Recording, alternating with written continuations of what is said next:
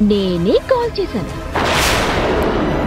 నిన్ను పొగిడిన వాళ్లతోనే నిన్ను అవమానించేలా చేశాను. చూసావా?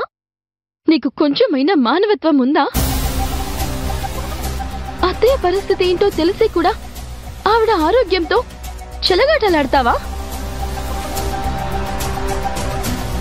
నీకు నాకు మధ్య ఏదైనా ఉంటే నువ్వు నేను తేల్చుకుందాం. అంతేకాని మధ్యలో అత్తయ్య గారిని ఎందుకు ఇబ్బంది పడేలా చేస్తున్నా? ఎవరు ఏమైనా నాకు అనవసరం. ఈ ఇంటి కోడలిగా నువ్వు అన్ఫిట్ అని ప్రూవ్ చేసి నిన్ను గెంటించడమే నా టార్గెట్. అది జరిగే వరకు నేను ఇలాగే చేస్తాను.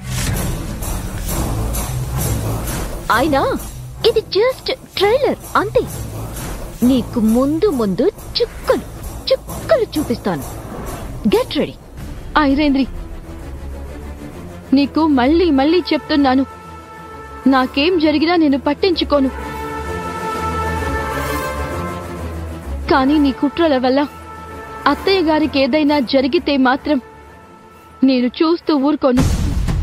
ఊరుకోక ఏం చేస్తావు?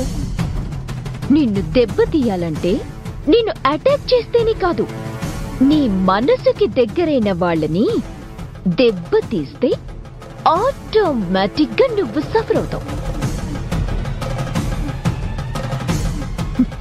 అదే నాకు కావాల్సింది కూడా.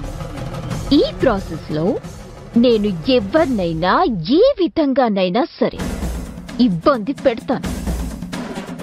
ఏం చేస్తావో చేసుకో. అలాగా?